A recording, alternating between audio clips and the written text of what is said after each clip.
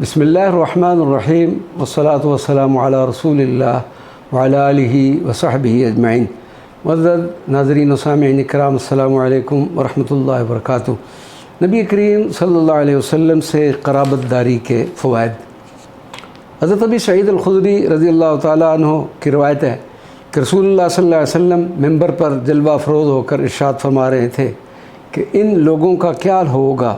کہ جو کہتے ہیں کہ روز قیامت رسول اللہ صلی اللہ علیہ وسلم سے قرابت داری کا کوئی فائدہ نہیں پہنچائے گا۔ کیوں نہیں؟ خدا کی قسم، میری قرابت دنیا و آخرت میں ملی ہوئی ہے۔ اے لوگو، میں تم سب سے پہلے حوض پر پہنچنے والا ہوں۔ حضرت ابن عباس کی روایت ہے کہ رسول اللہ صلی اللہ علیہ وسلم کی پھوپھی حضرت صفیہ بنت عبد المطلب کے بیٹے کا جب وصال ہوا تو آپ رضی اللہ عنہ شدت فراق سے رو رہی تھیں، جس پر رسول اللہ صلی اللہ علیہ وسلم نے فرمایا، اے پھوپھی جان، آپ رو رہی ہیں، حالانکہ حالت اسلام میں جس کا ایک بچہ وصال کر گیا تو اس کے لیے جنت میں ایک گھر ہوگا جس میں وہ سکونت اختیار کرے گا۔ اسی اثناء میں کسی شخص نے حضرت صفیہ سے کہا کہ رسول اللہ صلی اللہ علیہ وسلم کی قرابت اللہ تبارک و تعالیٰ کے ہاں ذرا بھی تمہیں فائدہ نہیں دے گی، جس پر سیدت صفیہ رضی اللہ تعالیٰ عنہا نے دوبارہ رونا شروع کر دیا۔ رسول اللہ صلی اللہ علیہ وسلم کو جب اس بات کی خبر ملی تو آپ صلی اللہ علیہ وسلم نے ناراضگی کا اظہار کرتے ہوئے فرمایا، حضرت بلال سے کہو کہ جاؤ لوگوں کو نماز کے لیے اکٹھا کرو۔ نماز کے بعد آپ صلی اللہ علیہ وسلم نے ارشاد فرمایا، اس قوم کا کیا حال ہوگا کہ جو دعویٰ کرتے ہیں کہ میری قرابت داری کوئی فائدہ نہیں پہنچائے گی۔ بے شک قیامت کے دن تمام سبب و نسب ختم ہو جائیں گے سوائے میرے نسب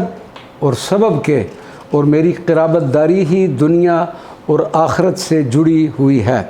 حضرت عمر بن خطاب رضی اللہ تعالیٰ عنہ فرماتے ہیں کہ جب میں نے رسول اللہ صلی اللہ علیہ وسلم سے یہ فرمان مبارک سنا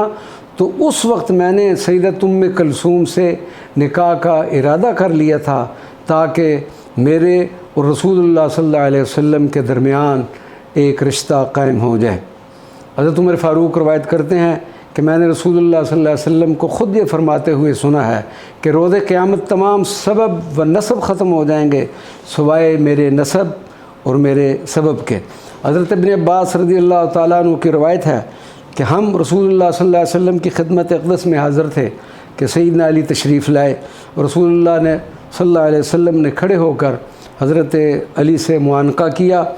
اور آپ کی دونوں آنکھوں کے درمیان بوسہ دینے کے بعد اپنے دائیں جانب بٹھایا، جس پر حضرت عباس نے فرمایا،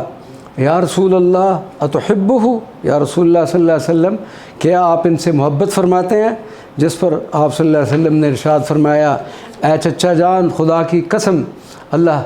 تعالیٰ مجھ سے بھی زیادہ ان سے محبت کرنے والے ہیں، کیونکہ اللہ تبارک و تعالیٰ نے ہر نبی کی ذریت اس کی پشت میں رکھی ہے، اور میری ذریت